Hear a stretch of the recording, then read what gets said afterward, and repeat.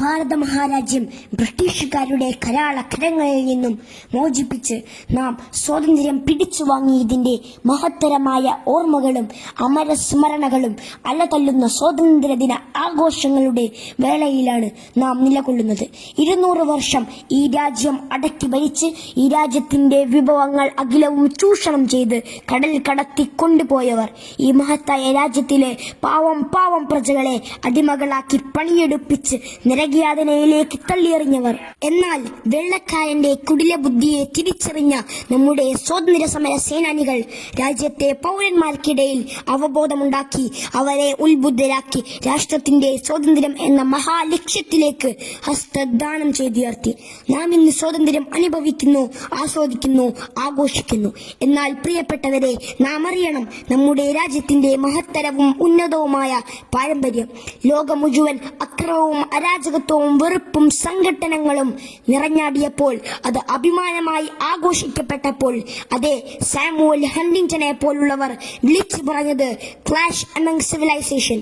സംസ്കാരങ്ങൾക്കിടയിൽ സംഘടനകളുടെ കാലമാണ്. മനുഷ്യർക്കിടയിൽ പരസ്പരം കിടമത്സരങ്ങളുടെ നാളുകളാണ്. It could refer to the social stratification within civilization, where different groups of people have varying levels of power, wealth and status.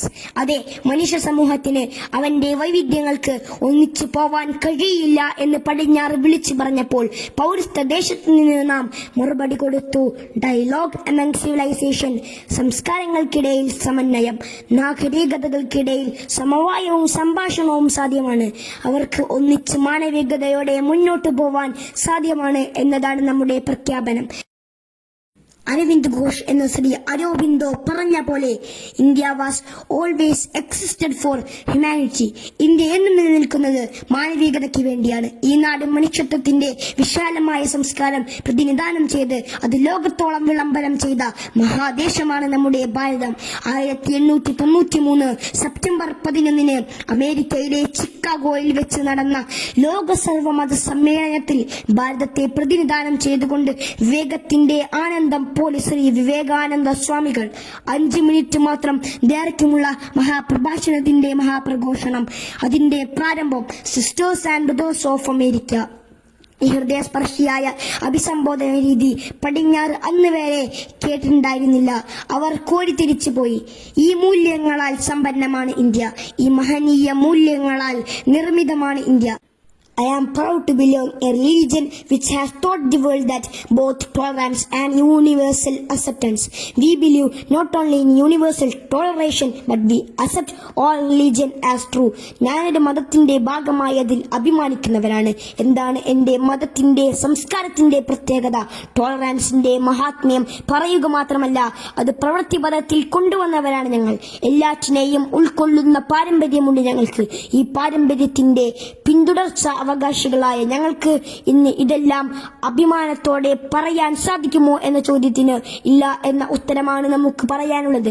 പക്ഷേ തിരിച്ചു പിടിക്കേണ്ടതുണ്ട് നമുക്ക് നമ്മുടെ നാടിന്റെ പാരമ്പര്യവും ഐക്യവും സ്നേഹവും സഹിഷ്ണുതയും കെട്ടുറപ്പും. നാം ഒന്നിച്ചു മുന്നോട്ട് പോവേണ്ടവരാണ്. ഒന്നായി തോളോട് തോൾ ചേർന്ന് നടക്കേണ്ടവരാണ്.